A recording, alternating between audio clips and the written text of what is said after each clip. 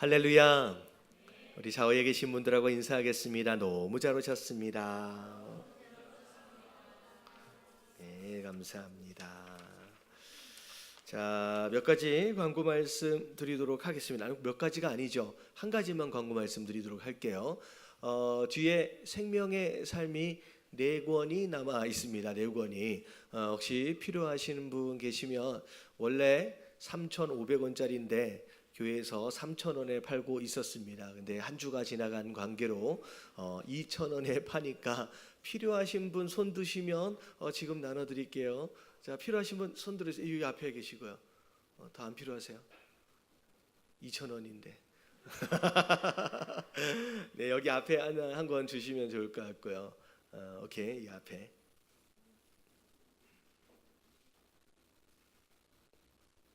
네, 감사합니다. 자, 우리 역대하 말씀을 쭉 살펴보고 있는데 우리가 지난주 토요일까지 해가지고의 말씀 다시 한번 살짝 정리하도록 하겠습니다. 제가 나눠드렸던 이게 아마 뒤에 더 남아 있을 거예요. 있죠? 이것이 없는 분들은 요거를 한 장씩 받으시면 좋을 것 같고 뒤에 이제 제가 말씀을 전해드리는 내용들을 여러분들 좀 기억할 수 있게끔 메모를 해두시면 좋을 것 같습니다. 필요하신 분, 요거 혹시 없으신 분 손 드시면 전달을 해드리도록 하겠습니다. 네네. 펜이 없는 분들도 펜을 전달을 해주시면 좋을 것 같아요. 여러분 이걸 이렇게 잘 꽂아두시고 혹시 집에 가서 못 볼 것 같다 그러면 그 여기 주보함 있잖아요. 거기다 그냥 꽂아놓고 이렇게 보시면 좋을 것 같아요. 그래서 지금 계속 업데이트를 좀 시켜가면서 제가 스토리를 좀 설명을 해드리고 있으니까 이번 기회에 여러분들이 좀 공부를 하실 수 있는 그런 상황이 되면 좋을 것 같습니다. 자, 볼펜 없으신 분, 자 볼펜, 네. 자 볼펜 없으신 분, 네. 이렇게 보는데 어떤 분들은 하나라도 안 놓치려고 열심히 막 받아 적는 분이 계신가 하면 어떤 분들은 에라 모르겠다 난 포기했다 이렇게 계시는 분들 계세요. 왜냐면 아직 살아갈 날이 많기 때문에 여러분 포기하지 마시고 한번 받아 적어 가보시면 좋을 것 같습니다. 자, 우리가 지난주까지 해가지고 아달랴까지가 우리가 살펴봤는데 자 왼쪽이 남유다고 자 오른쪽이 북이스라엘입니다. 특별히 열왕기 상하는 남유다와 북이스라엘의 역사를 같이 중복해서 역사책처럼 쭉 이제 써 내려가고는 있는데 우리 역대상하는 북이스라엘에 대한 역사에 대한 내용들은 대부분 이제 생략을 하고 남유다를 중심으로의 왕들의 이름들이 등장을 합니다. 왜냐하면 이 책이 쓰여진 배경 자체가 바벨론의 포로로 끌려갔던 남유다 백성들이 포로에서 귀환을 한 상황 가운데 폐허가 되어 있는 그 유대 땅에 다시 나라를 재건해야 하는 숙제, 그 앞에서 이 나라를 하나님이 이 유다라고 하는 나라를 지금까지 어떻게 인도하셨는지에 대한 여러 가지 어떤 관점에서 설명하고 있기 때문에 북이스라엘에 대한 내용들은 많이 안 나오고요. 남유다를 중심으로 설명이 많이 되어져 있습니다. 그래서 지금 역대상하를 좀 보시면서 남유다에 대한 내용들을 여러분들이 이건 메모를 해두시면 좋을 것 같고요. 우리가 수요일날 우리가 성경 통독을 하는 부분이 조금 있다가 열왕기 상하가 되어져 가거든요. 그러니까 이제 그때 북이스라엘에 대한 내용들도 이제 함께 적어 가시면 이 분열 왕국 시대의 왕들의 어떤 상황들을 조금 더 익숙하게 배울 수 있을 것 같습니다. 자, 조금만 더 앞에 부분을 설명을 하고 오늘 말씀까지 또 이어서 갈게요. 자, 남유다의 네 번째 왕이 여호사밧이었습니다.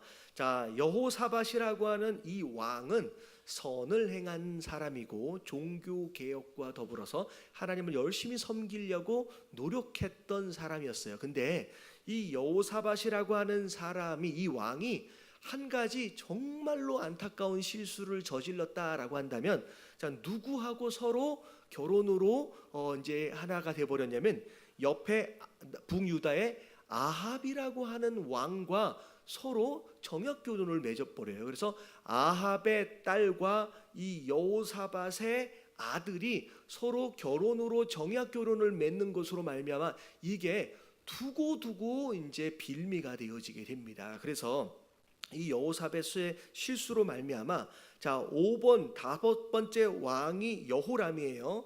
이 여호람이 자 결국 아합의 딸과 결혼한 것으로 말미암아 나중에 하나님을 섬기기보다는 누굴 섬겨버리냐면 우상을 섬기기 시작했어요. 그러니까 와이프의 아내의 영향을 받아서 아합의 딸이었거든요. 이제 아합의 딸이 누구의 딸이냐면 그 누구예요?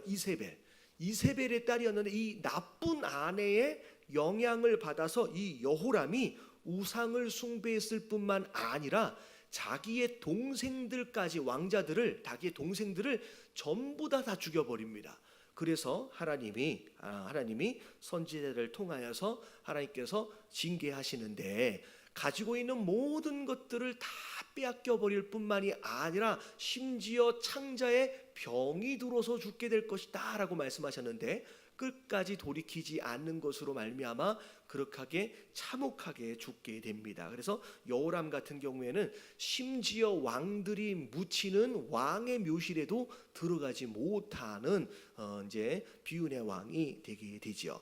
자 그리고 나서 여호람이 죽고 나서 그의 아들 아하시야가 이제 왕이 됐는데 이 아하시야가 이 오른쪽에 북이스라엘의 요람이라고 하는 왕하고 길르앗 라못을 공격했다가 실패하게 됩니다.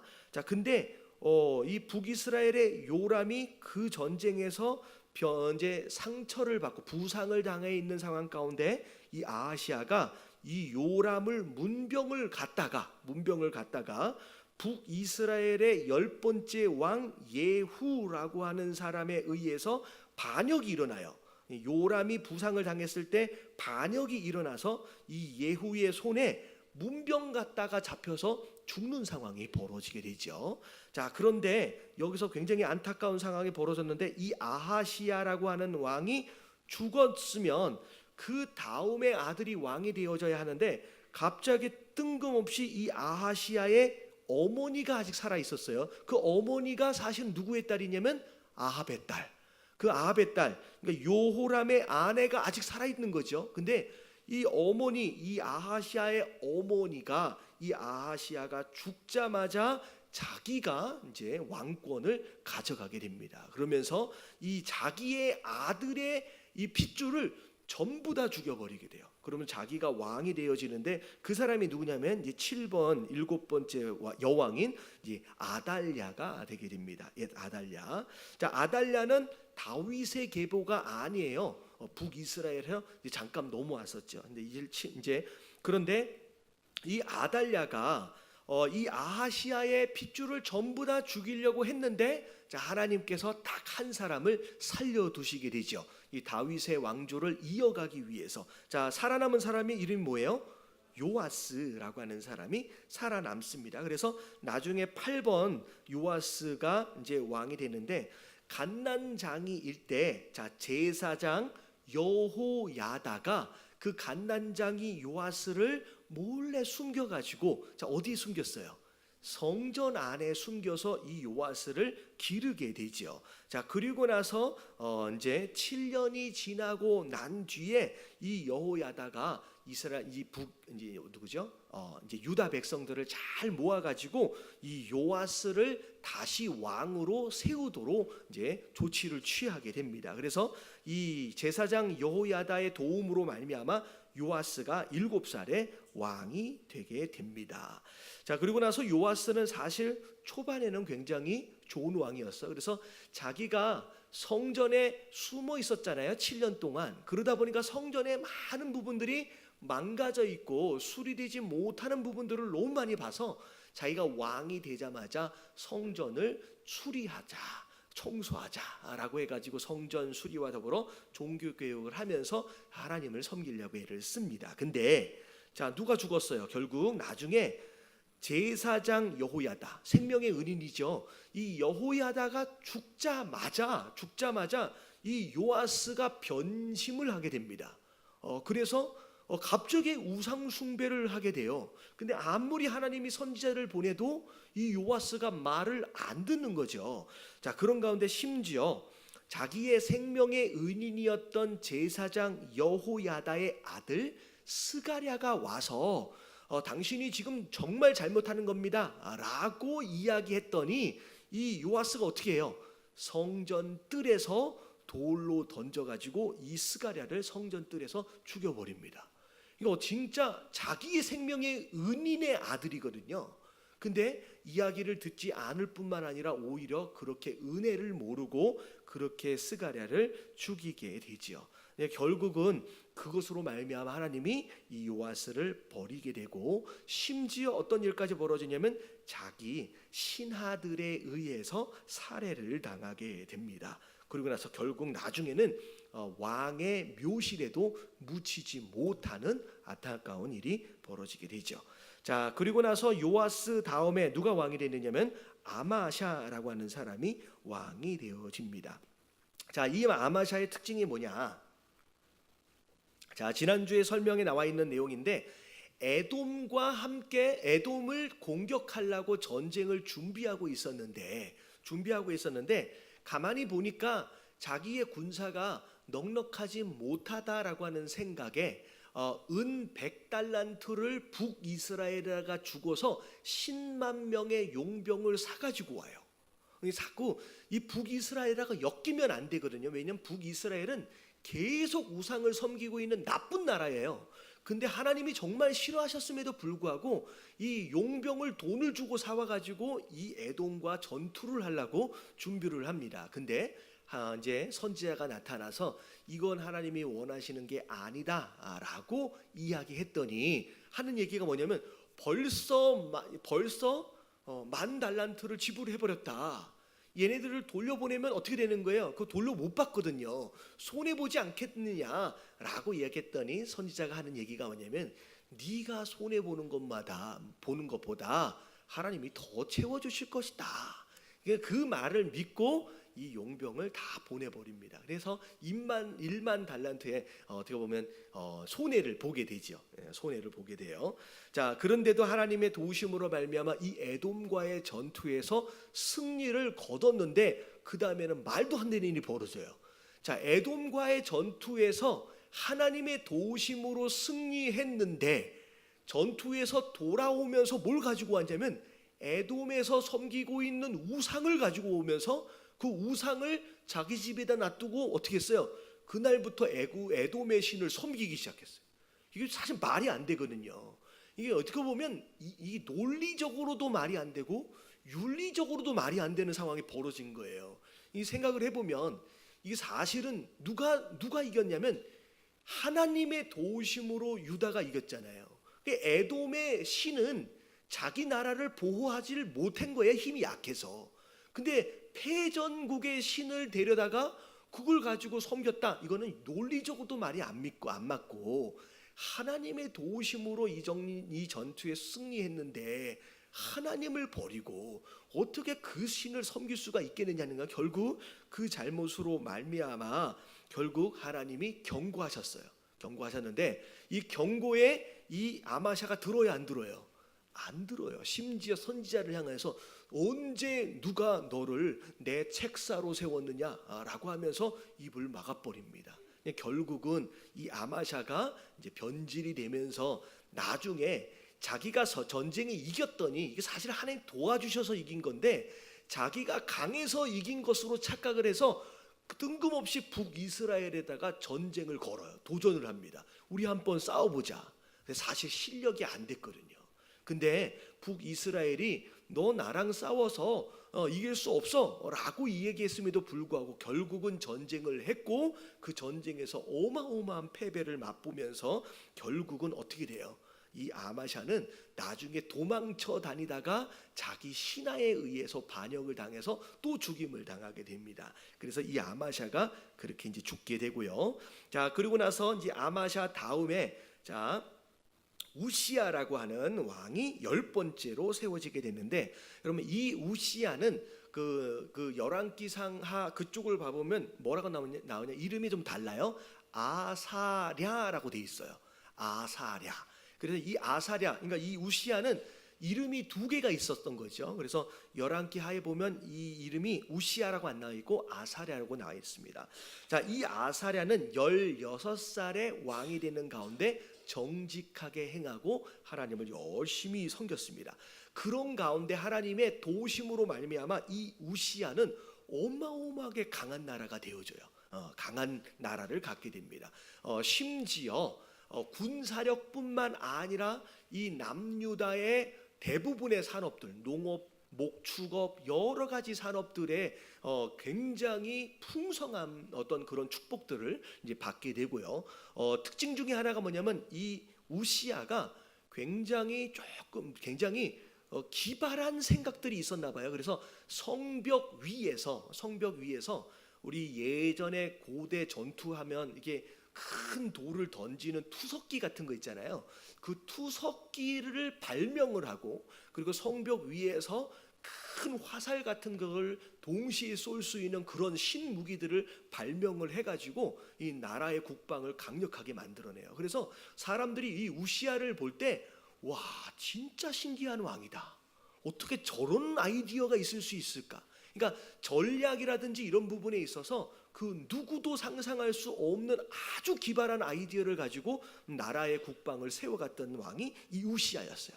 근데 이 우시야가 강해진 것으로 말미암아, 하나님의 도우심으로 말미암아 마음에 뭐가 들어와 버렸냐면 교만함이 들어옵니다. 근데 이 우시야 전까지의 왕들은 교만함이 들어오는 순간 하나님을 버렸거든요. 근데 이 우시야는 이 교만함으로 인하여 하나님을 버린 건 아니지만 교만함이 들어오는 것으로 말미암아 뭘 해버렸냐면 제사장만 들어와서 제사장만 분향할 수 있는 그곳에 자기가 왕이라고 들어와 버려요. 성소 안으로 들어와 버립니다. 그러면서 제사장만 섬기도록 했던 그 분향을 자기가 해버립니다. 그런 거죠. 하나님이 나와 함께 한다는 거예요. 하나님 나를 도우신다는 거예요. 나를 찍어놓고 축복하신다는 거예요. 그러니까 이제 하나님 아래로 나보다 높은 자가 없는 거예요. 그러니까 내가 뭐든지 할 수 있다라고 하는 착각에 빠져서 제사장에게만 허락하셨던, 이 사실은 이 레위 지파조차도 세 부류의 가문으로 나눠져요. 근데 그 세 부류의 가문 가운데서 이 성소 안에 들어와서 분향할 수 있도록 정해진 가문은 딱 아론의 가문만 정해 주셨거든요. 그냥 아무도 들어올 수 없는 거예요. 근데 그 자리에 자기가 들어와서 분향을 하는데, 이거 지난번에 이제 어저께 오늘 말씀이에요. 제사장 80명, 그러니까 건장한 제사장 80명과 함께 들어와서 왕에게 얘기하는 거예요. 이러면 큰일 납니다. 이거는 하나님께서 받으실 영광이 아닙니다 라고 이야기했음에도 불구하고 이 우시야가 제사장들을 향하여 화를 냅니다. 네가 뭔데? 이런 거죠. 나는 하나님 축복하시는 자야. 나는 뭐든지 할 수 있어. 결국은 화를 내는 상황 가운데 끝까지 돌이키지 않는 것으로 말미암아 이제는 이제 제사장이 이야기도 말을 안 듣잖아요. 그러니까 어떻게 해버려요? 그 자리에서 이마에 문둥병이 딱 생겨버려요. 문둥병이 딱 생기면서 이제는 아무리 왕이라도 부정한 이 문둥병이 딱 생기는 순간, 나병이 생기는 순간 더 이상 성소에 머물 수 없기 때문에 이 제사장들에 의해서 쫓겨남을 당하게 됩니다. 자, 그리고 나서 그날부터 평생 이 우시야가 몇 년 동안 유다를 다스려요? 52년, 굉장히 오랜 시간을 나라를 다스렸는데 몇 년인지는 성경에 자세하게 기록이 안 나와 있어서 제가 못 찾아봤는데 굉장히 오랜 시간 동안 죽는 그 순간까지 성전 안에 들어올 수도 없었고, 그러니까 성전에서 예배할 수 없었을 뿐만 아니라 왕궁이 아니라 별궁에 쫓겨나서 죽을 때까지 거기에서 이제 문둥병과 더불어서 아들을 앞에 세워놓고 뒤에서 정치를 할 수밖에 없는 상황이 되어버렸다는 거죠. 그래서 종종 우리가 옛날 이런 이제 전쟁 이제 영화들을 보면 무슨 영화였는지 모르겠어요. 중간에 어떤 왕이 굉장히 고귀한 왕인데 그 가면을 쓰고 등장하는 왕이 영화에 한번 나온 적이 있어요. 제 생각에는 아마도 그 가면을 쓴, 하지만 되게 고귀한 왕이거든요. 그러니까 우시아가 굉장히 앞에 정치를 굉장히 잘했고 굉장히 기발한 아이디어로 나라를 세워갔기 때문에 죽을 때까지 고귀하다라고 사실 국민들로부터 추앙을 받았지만 하나님께로부터는 이 나병으로 버림을 받는, 별궁에서 그렇게 살다가 죽을 수밖에 없는 상황이 됐습니다. 그래서 결국 우시아는 이 나병으로 말미암아 이 왕들의 묘실 안에는 들어가지 못하는 이 안타까운 왕이 되어지게 되지요. 그래서 여러분 우리가 좀 잘 알아야 되는데, 오늘 아침에 제가 그런 얘기를 했어요. 우리가 넘어야 하지 말아야 할 선이 분명히 있다라는 거예요.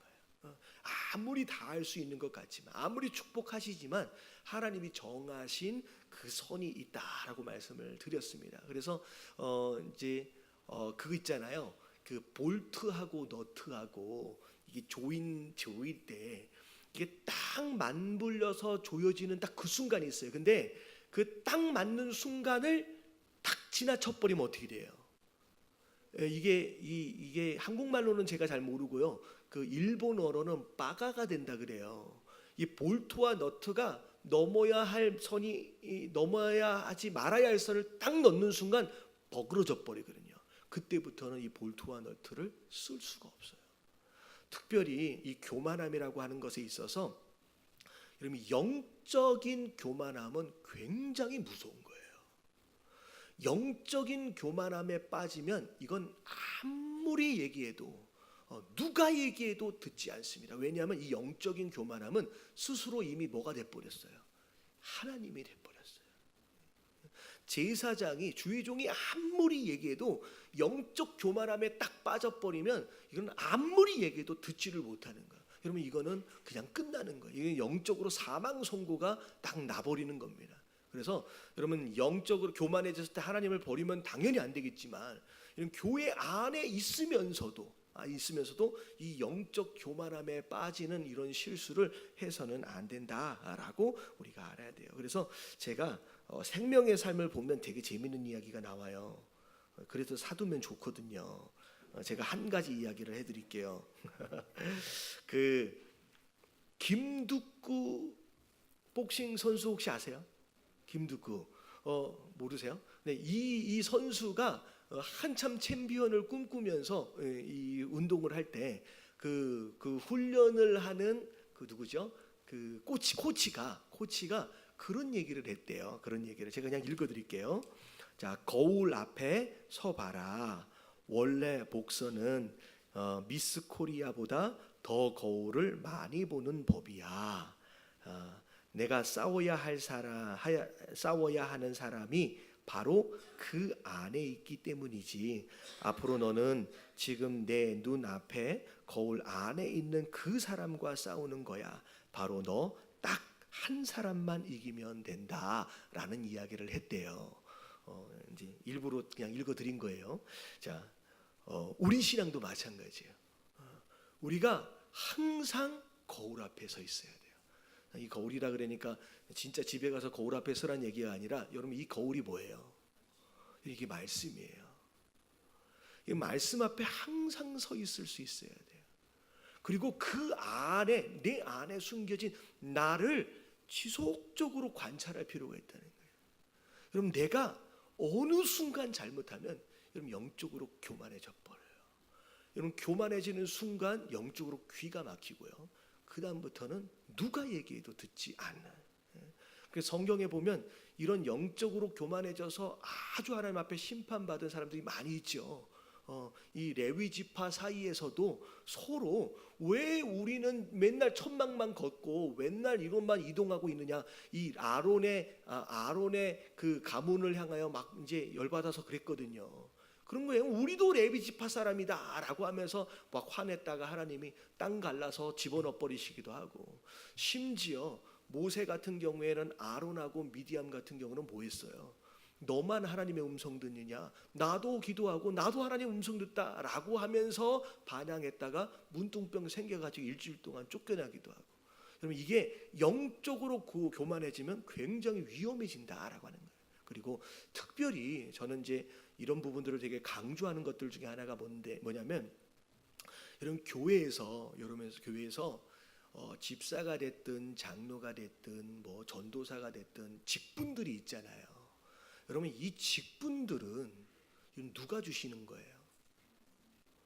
하나님이 주시는 거예요. 여러분 목사가 주는 게 아니에요.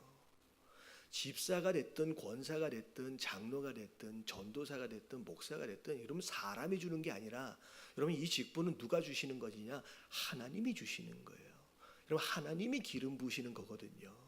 근데 종종 교회 안에서 서로 직분을 부르는 부분에 있어서 여러분 좀 아랫사람들, 나보다 좀 나이가 어리다라고 하는 것으로 말미암아 굉장히 경솔하게 부르는 경우들이 종종 있더라고요. 그러면 이거는 굉장히 조심해야 됩니다. 왜냐하면 이건 사람이 세운 게 아니기 때문에 누가 세우셨어요? 그러면 하나님이 세웠어요. 하나님이 세우셨어요. 그래서 아무리가 본인이 나이가 많더라도 할지라도 나이가 어린 전도사를 향하여 전도사라고 그렇게 반말로 이렇게 얘기하면 안 돼요. 여러분 하나님이 주신 직분이기 때문에 여러분 존중해야 되는 줄로 믿습니다. 여러분 교회 안에서 좀 친하다고 해가지고 뭐 사석에서 그렇게 얘기를 하면 저도 뭐 모르죠. 근데 교회 안에서 그렇게 쉽게 이렇게 이야기하다 보면 교회 안에 하나님이 주신 질서가 무너지기 시작하는 거예요. 하나님이 주신 직분이다라고 하는 그런 마음을 가지고 우리가 서로 존중하고 이렇게 조심할 줄 아는 모습들이 우리 안에 필요한 줄로 믿습니다. 그래서 직분을 가지고 있는 스스로는 이건 사람이 준 게 아니라 내가 잘해서 그런 게 아니라 하나님이 은혜로 주신 직분이다라고 하는 것으로 그 직분에 합당한 삶을 살기 위해서 애를 써야 되고요. 그리고 그 직분을 가진 사람은 그 직분을 가진 사람에 대하여 존중할 필요가 있어요. 그래서 절대 우리 교회는 이렇게 되게 젊은 목사는 이제 없는데 이게 한 30대 초반에 이렇게 목사가 되면 장로님들이 김 목사 이렇게 불러요. 그러면 이건 절대 그러면 안 돼요. 할렐루야.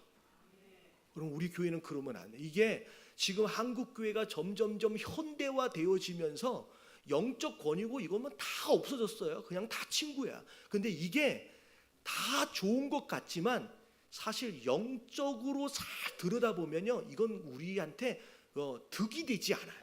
득이 되지 않아요.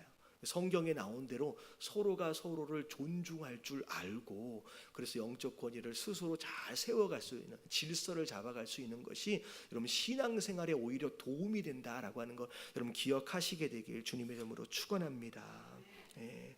자 그리고 나서 오늘 말씀으로 이제 넘어올게요. 자 우시야가 결국은 별궁에서 죽었어요. 자 그리고 나서 11번째 왕 요담으로 넘어오게 됩니다. 자 우리 27장 1절 말씀만 같이 한번 읽어볼게요. 시작.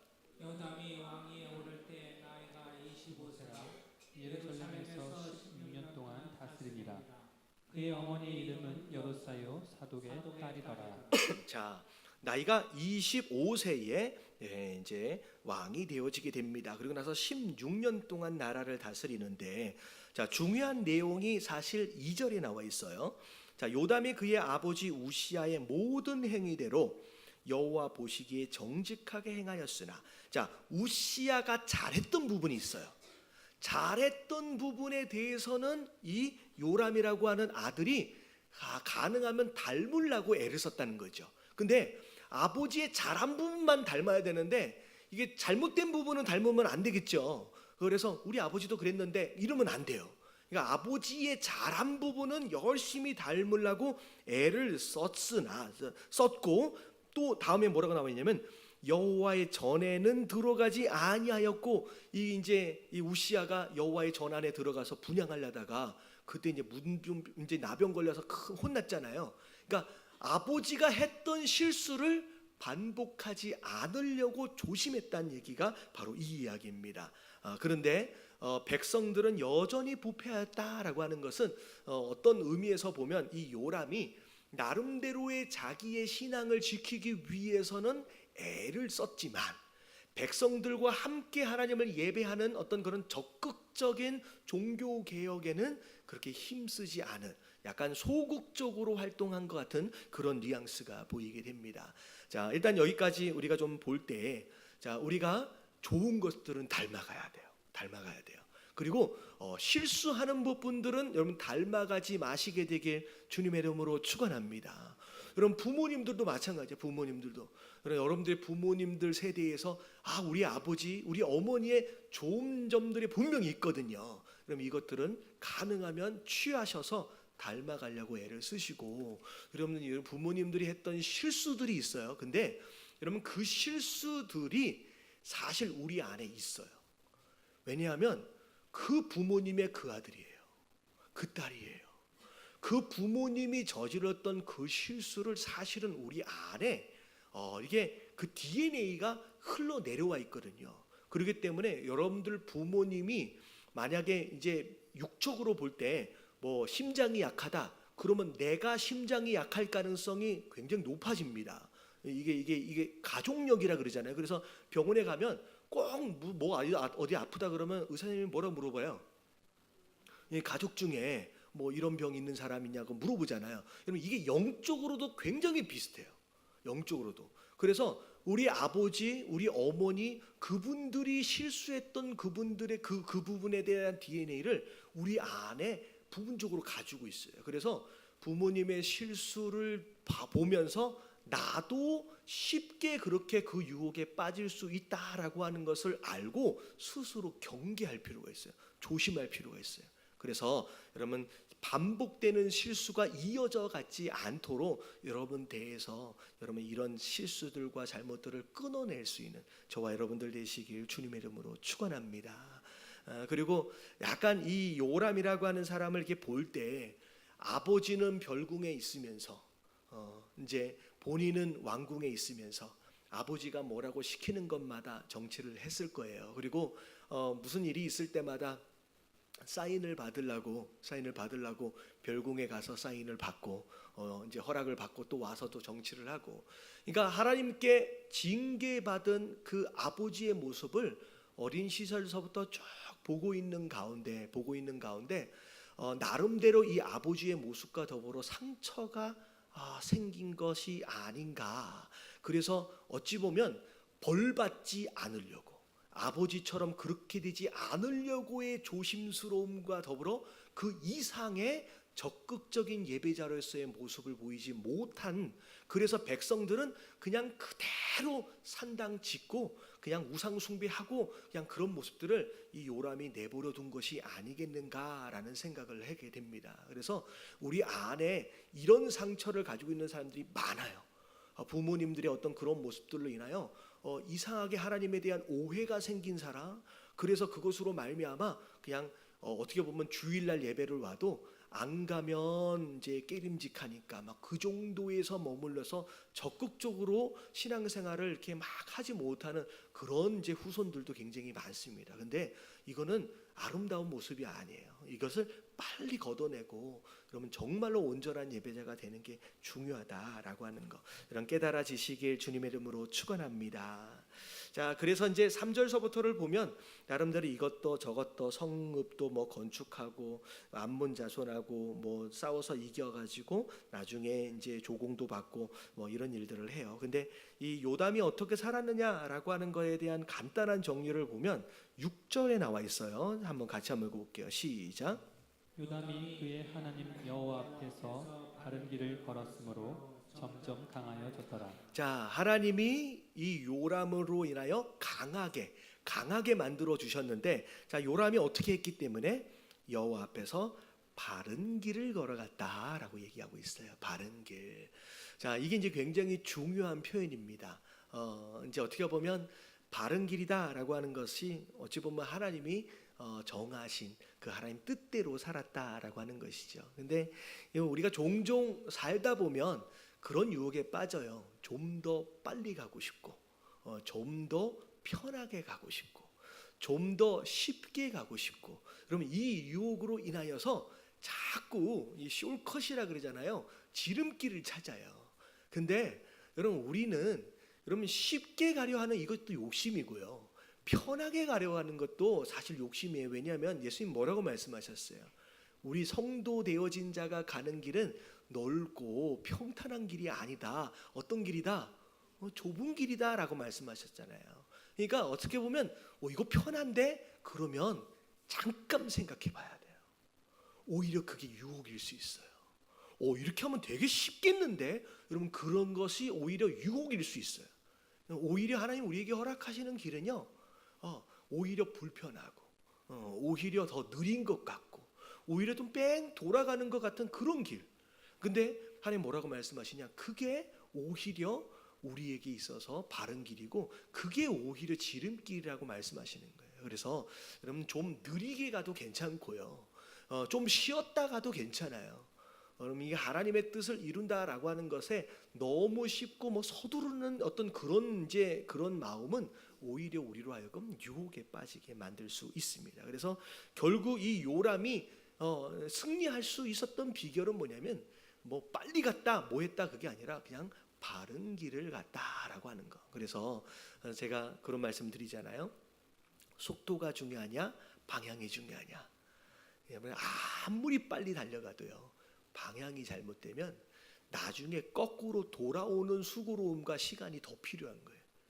여러분 천천히 가더라도 여러분 바른 길을 가시는 저와 여러분들 되시길 주님의 이름으로 축원합니다. 자, 그런데 이제 바른 길을 가는 데 있어서 뭐가 바른 길인지를 우리가 잘 알아야 되거든요. 제가 자주 말씀을 드리지만, 자, 첫 번째 이게 바른 방향인지를 확인하는 방법, 첫 번째는 무엇을 기준으로? 여러분 하나님의 말씀을 기준으로 해요. 뭐가 더 효과적인가가 아니에요. 본인의 경험도 아니에요. 누가 가르쳐 주어서도 아니에요. 효과적인 거 그게 아니라 오히려 돌아간다라고 할지라도, 천천히 간다라고 할지라도 이 말씀을 기준으로 여러분 그렇게 가는 것이 여러분 바른 길이다라고 하는 거. 이런 말씀을 기준으로 세우시는 저와 여러분들 되시길 주님의 이름으로 축원합니다. 많은 사람들이 말씀 기준 여기 하니까 세상이 변했는데 어떻게 말씀, 여러분 그렇지가 않아요. 여러분 미국에 이게 살다 보면 제일 부자들은 누구냐면 유대인들이 부자예요. 근데 종종 그들의 모습을 보면 심지어 예수 그리스도를 영접하지 않은 유대인임에도 불구하고 신기하게 이 땅에서도 그 축복과 은혜를 누립니다. 굉장히 부자로 살고요, 굉장히 풍요롭게 살아요. 근데 물론 이제 그게 이제 축복의 전부는 아니겠죠. 근데 그들을 잘 보면 비록 신앙, 어떻게 보면 구약 이후에 예수 그리스도에 대한 신앙은 없지만 그들은 철저하게 뭘 믿어요? 이런 구약의 말씀만은 철저하게 믿어요. 그래서 아이들한테 진짜 몇천 년 전 얘기잖아요. 수천 년 전 얘기인데도 불구하고 현대에 와 있음에도 불구하고 그들의 아이들을 그 말씀대로 가르칩니다. 그러니까 그 말씀대로 살아요.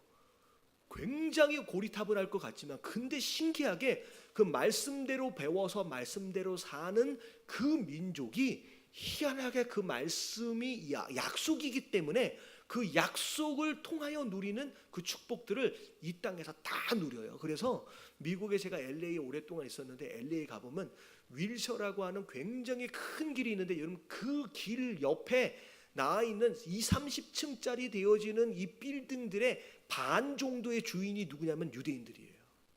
전부 다 걔네들이 가죠. 미국 안에 자바라고 하는 이 옷 시장이 있어요. 여러분 여기에는 어마어마한 공장이 있는데 여러분 이곳에서 만들어진 옷은 메이드 인 USA예요. 굉장히 품질이 좋은 그 제품들을 생산하는데 여러분 여기 안에서 한 3분의 1에서 반 정도가 여기 옷 만드는 회사의 사장이 어느 나라 사람이냐면 한국 사람이에요. 근데 그 건물 주인은 누군지 아세요? 유대인들이에요. 그래서 한국 사람들이 돈 막 벌으면 결국은 누가 다 가져가요? 유대인들이 다 가져가요. 유대인들이 왜 잘 사는지를 보면 이 수천 년이 지나간 지금 이 현대에서도 이들의 기준은 뭐예요? 말씀대로예요. 말씀대로 살아요. 그러면 이게 자꾸 머리 굴리지 마세요. 머리 굴리지 마시고 여러분 교회 안에서든 가정 안에서든 어디에서든 말씀대로 사는 것이 가장 지름길이고 가장 지혜다라고 하는 거 여러분 깨달아지시게 되길 주님의 이름으로 축원합니다. 그리고 두 번째 이게 바른 길이냐라고 하는 것을 여러분들이 이게 분별을 하실 때 여러분 뭘 분별을 하셔야 되냐면 우선순위를 분별하셔야 돼요. 여러분 뭐가 더 중요하냐라고 하는 거예요. 여러분 이 땅에 여러분 하나님보다 더 중요한 우선순위는 없어요. 여러분 이 우선순위가 바뀌는 순간 이거는 바른 길이 아니에요. 여러분 우선순위 그래서 먼저 뭘 구하라? 그의 나라와 의를 구하라. 그리하면 너에게 필요한 것 먹을 것 마실 것 입을 것 이 모든 것들을 다 어떻게 하시겠다? 다 채워주시겠다는 거예요. 내가 먹을 것과 마실 것 그럼 내가 입을 것에 집중하는 순간 하나님 나라와 의는 사라지게 돼 있어요. 무엇도 다 얻을 수 없어요. 그래서 우선순위를 먼저 지킬 줄 아는 것이 굉장히 중요합니다. 그리고 세 번째가 뭐냐면 결정을 내리실 때 자, 이게 내가 하는 행동이 내가 하는 말이 결과적으로 하나님께 영광을 돌릴 것이냐라고 하는 것으로 여러분 기준을 삼으십시오. 내가 아무리 바른 말이다라고 할지라도 이게 결과적으로 하나님께 영광이 되지 않는다라고 한다면 이 말은 하면 돼요, 안 돼요? 안 되는 거예요. 이 행동을 하면 안 되는 거예요. 하나님 뭐라고 말씀하셨어요? 네가 먹든지 마시든지 무엇을 하든지 어떻게 하라? 하나님께 영광을 돌려. 여러분 그게 세 번째 기준이에요. 그래서 종종 그런 얘기 하잖아요. 우리 서로 대화하다가 내가 이런 얘기를 내가 안 하려고 그랬는데 그런 얘기는 하지 마세요. 꼭 하지 말라 안 하려고 했는데 왜 꼭 해? 그래서 하나님 영광을 가리는 경우들이 되게 많아요. 여러분 내가 이런 얘기 안 하려고 그랬는데 여러분 그 얘기는 하면 안 되는 얘기고요. 여러분 그래서 마지막이 그런 거예요. 하나님께 이게 영광이 될 것이냐 아니냐라고 하는 것을 기준으로 여러분 분별하십시오. 이게 바른 길이에요. 그래서 여러분 이제 우리가 인생이 그래요. 누가 더 오래 살지 얼마나 알겠습니까? 그냥 누군가는 이제 온 것은 순서가 있어도 가는 것은 순서가 없다고 그렇게 가는 게 인생이에요. 아무리 서둘러 봐도 아무리 그래도 여러분 정해진 인생 하나님이 데리고 가시는 건데 이게 막 서두르다 보면 바른 길이 아닌 잘못된 길의 유혹에 빠져 있을 수가 있습니다. 그래서 여러분 평생 살아가시는 가운데 여러분 느려도 괜찮으니까 여러분 바른 길로 가시는 저와 여러분들 되시길 주님의 이름으로 축원합니다. 예, 그래서 이 누구예요? 요람이 나름대로 바른 길로 가려고 애를 썼습니다. 그리고 나서 8절에 보니까 16년 동안 다스리고 나서 그리고 나서 다윗 성에 장사되어졌다라고 하는 것으로 특별히 이 요담이라고 하는 사람이 뭐 하나님 앞에 범죄한 것에 대한 내용들은 이게 적혀 있지는 않습니다. 자, 그리고 나서 누가 왕이 됐냐면 아하스라고 하는 사람이 왕이 되어지죠. 자, 그래서 28장 1절 말씀 같이 한번 읽어볼게요. 시작. 아하스가 왕위에 오를 때에 나이가 20세라 예루살렘에서 16년 동안 다스렸으나 그의 조상 다윗과 같이 아니하여 여호와 보시기에 정직하게 행하지 아니하고 참 신기한 왕이에요. 그래도 이 전에 선대왕 같은 경우에는 앞에라도 그래도 좀 잘했거든요. 근데 이 사람은 이 아하스는 시작하는 순간서부터 그냥 뭐 했어요? 그냥 악을 행하였다. 역대하 상하에 나와 있는 악을 행했다라고 하는 이 표현은 이제 정직하게 못했다라고 하는 이 표현은 한마디로 얘기하면 뭘 섬긴 거예요? 하나님이 아닌 우상을 섬긴 왕이었습니다. 그래서 밑에서 이제 설명이 되어지는데 이스라엘 왕들의 길로 행한 이 이스라엘 왕들은 북이스라엘이에요. 북이스라엘은 계속 우상 숭배하는 왕들이거든요. 그 왕들처럼 심지어 바알을 우상을 부어서 만들기까지 하면서 그리고 이 3절에 보면 굉장히 악한 짓까지 합니다. 3절을 한번 읽어볼게요. 시작. 또 흰놈의 아들 골짜기에서 분양하고 여호와께서 이스라엘 자손 앞에서 쫓아내신 이방 사람들의 가증한 일을 본받아 그의 자녀들을 불사르고 예, 이게 어떻게 되냐면 이 흰놈의 아들 골짜기라고 하는 것은 이 그 당시에 그 가나안 족속들이 섬겼던 이 몰렉이라고 하는 신이 있었어요. 근데 이 몰렉 신을 섬기는 방법이 뭐냐면 아들을 갖다가 자녀를 갖다가 불에 태워서 이렇게 제물로 드리는 그런 일을 했는데 이 아하스가 심지어 그런 일까지 이제 하게 되죠. 자, 그러면서 뭐 또 산당과 작은 산 위에 모든 푸른 나무 아래서 제사를 드리며 분향하니라. 그러니까 하여튼간 최고로 어떻게 보면 우상 숭배할 수 있는 최고의 방법을 다 동원해서 그렇게 우상 숭배를 하게 됩니다. 그런 가운데 자 5절에 보니까 뭐라고 나와 있어요? 그러므로라고 나와 있어요. 자, 하나님이 그런 이 아하스를 가만히 내버려 두지 않으셨겠죠. 그것으로 인하여 자 하나님이 이 아람이라고 하는 나라를 들어서 이 유다를 공격하도록 하십니다. 그래서 이 아하스가 있었을 때에 이 아람의 공격으로 말미암아 굉장히 많은 사람들이 다메섹으로 포로로 끌려가는 일이 벌어지고 그 다음에 결국 돌이키지 않는 것으로 말미암아 그 다음엔 또 누가 이제 공격해 왔느냐?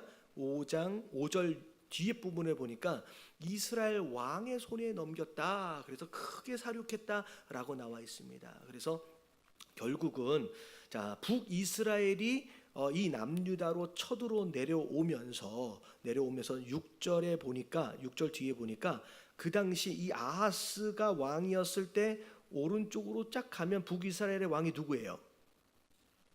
18번째 왕이 베가거든요.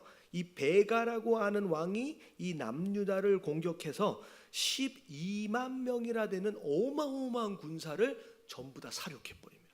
그러니까 전쟁에 나갔는데 사실 이 당시로만 얘기하면 지금 남유다의 군사들을 다 모아봤자 한 30만 명 전후 정도 됐었거든요. 그 전까지만 전 선대 왕으로 봤을 때, 근데 30만 명 정도 모아질 수 있는 이 인원이었는데 거기에서 12만 명이 사륙을 당했다라고 한다면 군사의 반이 전부 다 죽게 되는 상황이 벌어지고 자 심지어 8절에 보니까 같이 한번 읽어볼게요. 시작.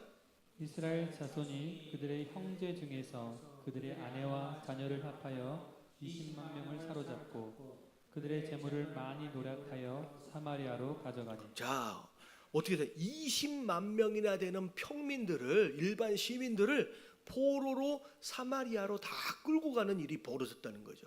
이 정도 끌고 갔으면요 어떻게 되는 상황이냐면 이 남유다는 그냥 망한 거예요.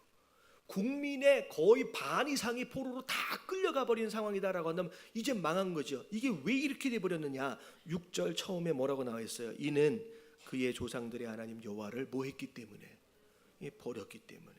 이 아하스는 결국 유다를 완전히 망하게 만드는 장본인이 되어집니다. 자, 근데 정말로 다행히도 사실은 비록 남유다 아하스가 좀 악을 행했지만 북이스라엘보다 악하진 않았어요. 이 베가가 쳐들어와 가지고 막 했는데 자기가 좀 강해서 이 전쟁에 이기는 것 같지만 사실은 이 아하스보다 누가 더 나쁜 놈이에요? 이렇게 얘기해도 되나? 베가가 훨씬 더 나쁜 사람이거든요. 북이스라엘은 그냥 말이 이스라엘이지 이거는 하나님의 나라가 아니에요.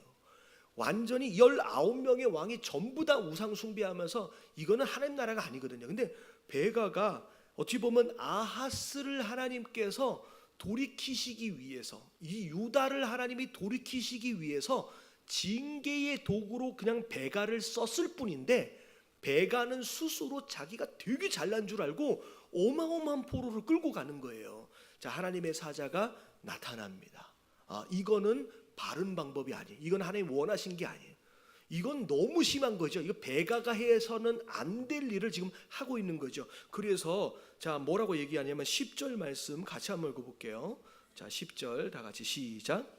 이제 너희가 또 유다와 예루살렘 백성들을 압제하여 노예로 삼고자 생각하는도다. 그러나 너희는 너희의 하나님 여호와께 범죄함이 없느냐. 네. 너희는 하나님께 범죄한 게 없느냐? 정신 차려봐라. 네가 얼마나. 그래서 여러분들 이 예수님 표현에 이 형제 눈에 있는 뭐예요? 티를 뽑으라고 얘기하기 전에 네 눈에 들어가 있는 뭘 보라고요? 들보래요. 들보는 긴 장대예요. 전봇대 같은 거거든요.